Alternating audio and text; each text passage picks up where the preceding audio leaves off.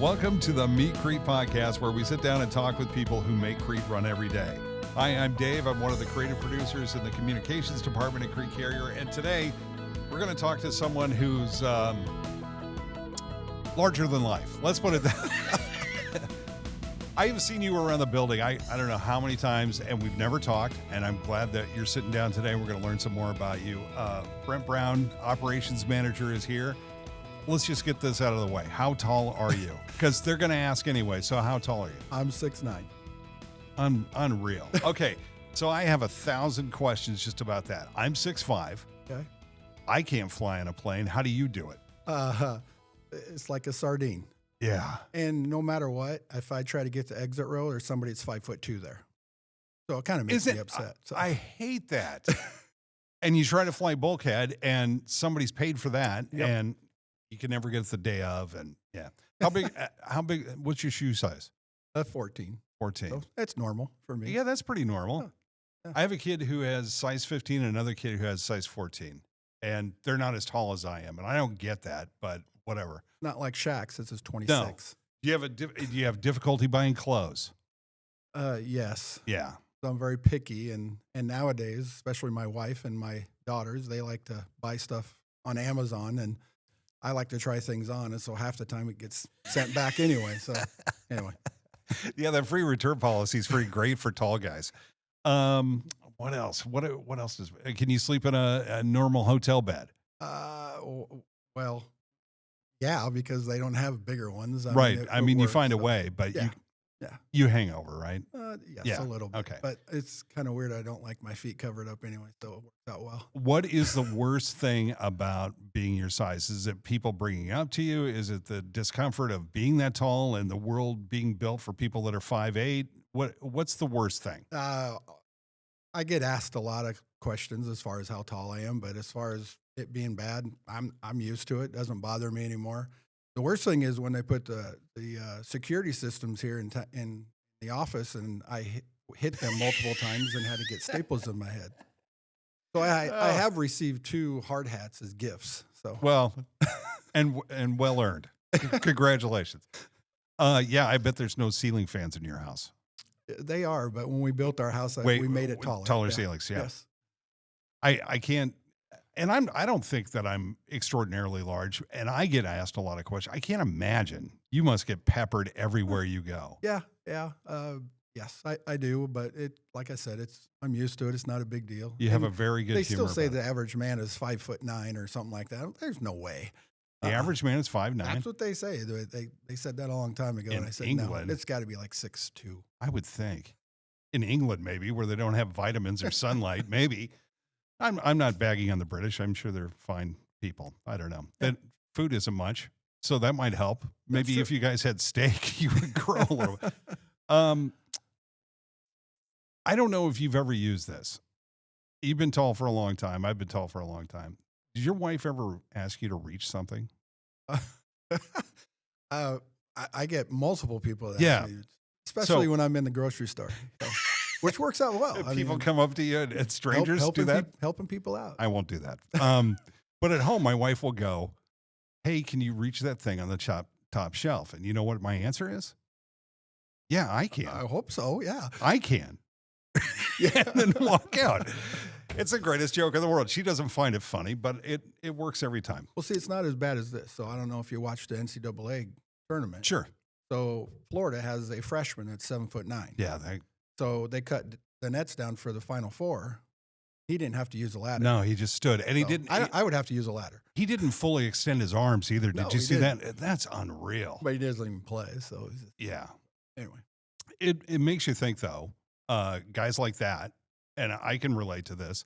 I was watching the Andre the Giant documentary. People like that are uncomfortable every day of their life, 24/7. That's a lot to live with. Sometimes, yeah. But you can't sit in a normal chair. You can't. Yeah. I guess. I don't know. I mean, think about this. My first car was a 79 Pinto. And they had That's a sweet ride, first of all. It's like as big as the semi steering wheel. Yeah. And I would get my knee stuck between the door and the steering wheel quite often. And really? So luckily I went to a truck after that. Wasn't that it was rated like the most dangerous car in the world besides the That Corvair, right? that was a 78 because you hit the gas tank in the back and it exploded. Exploded. The 79, they fixed it, I guess. That's what my dad told me. The only thing my dad ever told me is don't buy a Gremlin, don't buy your car, and don't buy a Corvair. And I couldn't fit in any of those. Although I had a friend who was as tall as I was in high school, and he bought a Renault Le and moved, yeah, I know, and moved the front seats to where the back seats would be, and it fit him. Well, we did have to move the brackets of the seat back There you when go. my sister had it, and then I had it. So There you go. There's other things to you besides your height, Yes, right? yes. Let's talk about your career here. How long have you been here? I'm going on 31 years. 31 years is a long time for anybody, for any job. Hard to believe, but it's been fun. Been a good time. Talk about your path. How did you get here? Oh goodness. Well, I graduated college. Went into sports management with a coaching endorsement, which I wanted to be a coach, but back then, if you want to be a coach, you got to be a teacher. There's no way I was going to be a teacher. Enough school. So I tried to get into a city rec program. I got hired on in Plant City, Florida. I was like, I'm not going to Florida. I'm staying in Nebraska. Took a job. Hopefully people don't hold this against me, but working at a Foot Locker. It was okay. It wasn't the best thing in the world. That's why I don't like to step my foot in a mall now because I can't stand them. But worked my way up to an assistant manager. Got moved to Cedar Rapids, Iowa, and worked there for a year. And I quit my job, asked my wife at the time to marry me when we weren't even dating. And anyway, I came back here. I got a job at Park Place, worked selling cars. Oh, I remember Park Place, yeah. Worst year of my life. Really? And my wife to be at the time, her roommate was Jack Beats's secretary, and she told me about Crete, and so I applied here, and I applied at another place here in town, and got offered both places, and decided to go with this. Wow. Been here ever since. That's kind of a roundabout route to get here. But even before then, you had a roundabout route. So because of your size, obviously you played ball. And that's like the number one question I bet you get besides how tall are you? Did you play basketball? Yeah, you play basketball. Tell us about your basketball career. Yeah, I was, I took the offer to be able to go play basketball at Doane College. Back when I was in high school, I had no idea where Doane College was at. It was funny because I didn't know where Crete, Nebraska was at. Yeah. And some people said, well, Wannix of Crete. And I'm like, yeah, what is that? Anyway, yeah, but I wouldn't change it for anything. I loved it. It was awesome. I really enjoyed the coach I had. Funny thing, when he came and recruited me, my dad played at Fremont High in 1961. They were state champs. So my dad graduated then, and Coach Erickson comes up into my folks' house, and he says, hey, you have your annual from 1961? I'm like, oh, great. He's going to go into the state champion. He flipped a page, and he was actually coaching Kearney High School against my dad. Oh, really? I was like, holy cow, how old is he? But it was awesome. He honestly, without him, I probably wouldn't have got through college. So he was a major part of my life. God rest his soul. But that's what a coach should be. It's Yeah. not just the guy on the court. It's supposed to be the guy Right. that builds you up to be. and he was a clone to Bobby Knight. People might not know who Bobby Knight is anymore. I'm sure you do. He was just like him, and I respected him. Sure, he yelled at you, but you know what? There's nothing wrong with getting yelled at as long as they're teaching you what to do. So, yeah, really enjoyed that a lot. And then when you get out of college, where do you go from there? That's when I took a job at Foot Locker. Yeah, but you played ball outside of. Oh, wait, yeah. Unfortunately I had a couple errors that I did in college. So my sophomore year, I unfortunately broke my hand, and so that took me out of half a season. And then I had knee surgery my senior year, and I was like, my dad was trying to get me to redshirt, and I'm like, no, I'm gonna miss a few games and work through it. And yeah, the best year I probably ever played was the year after I graduated. So yeah, I played quite a bit afterwards. Wish I still could, but body can't handle it Yeah, no, anymore. I get So, that. Get that. Tell me about your family a little bit. my wife Trisha dated in high school. Had our ups and downs through between high school and end of college or whatever, but then we'll be married for 30 years this Wow. June. Have three daughters, Bailey, Emma, and Jordan. Bailey is working her way to become a nurse. She thinks she's really close to that. And then Emma actually is at Doane now playing basketball. She's a Right on. sophomore. And then my youngest is a freshman. She was at Wayne State. Things didn't work out well, but she's now back here at Southeast and going down her career path. That's great. Yeah. That's great. Yep. So you're just plugging along now, just a giant man living in a small world and coming into Crete every day. Tell us what you do in the operations department.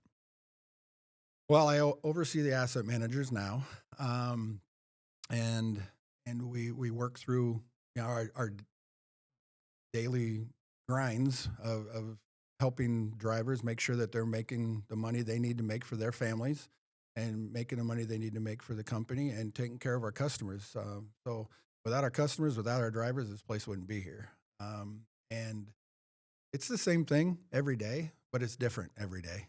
And some people are like, what do you mean by that? And, I have people come in and I interview them and they ask me why you've been here so long. I say, well, it's like taking 1,000-piece jigsaw puzzle, putting that puzzle together, and then all of a sudden you realize there's one piece missing. You can't find that piece. So what do? You go get a new puzzle? Do you fix that, make a piece somehow? It depends on what's going on at that time. Mm-hmm. But there's always a way to resolve issues, and there's always a different answer to it, and that's what I like, the challenge of trying to fix things. Working with the asset managers when they come to me when there's problems and things like that. Drivers will call me and sometimes they'll complain about their asset manager, and we work things out through, just trying to do different things with each other. And it's a challenge, and I like that challenge to be able to make sure that they're making money for their family, because if they're not turning the wheels, they're not making money. It's interesting. You brought up your coach and how impactful that he was on your life. How do you coach the people that work for you?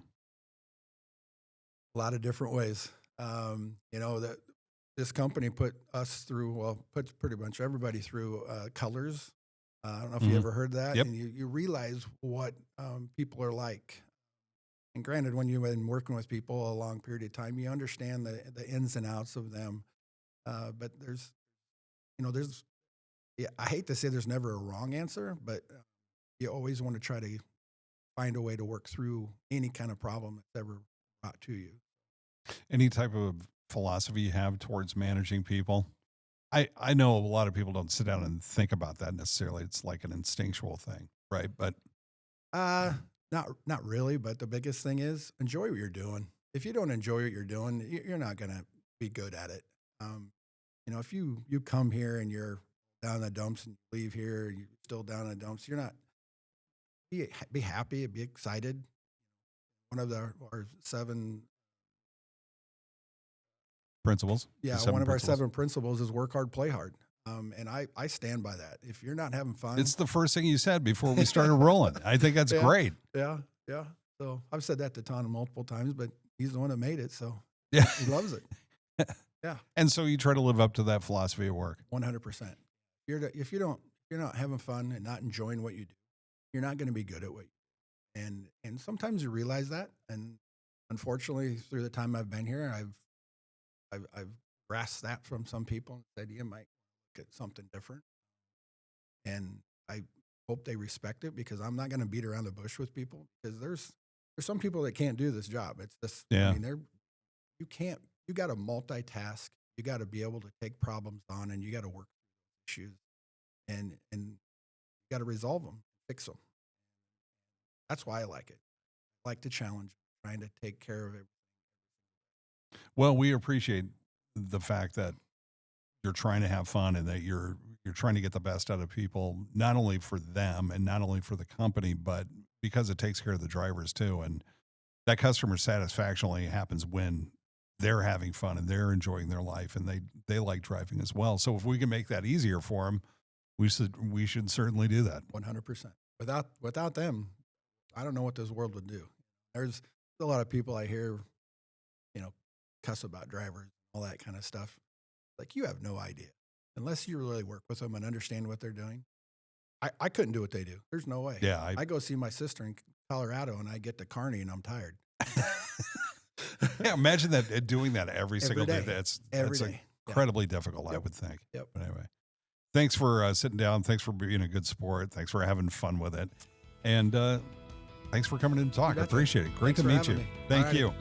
Hey, listen, thanks for watching and for listening to the Meet Crete podcast. Just a reminder, you can find our weekly reminders, driver stories, and more episodes of this podcast right here on the YouTube channel.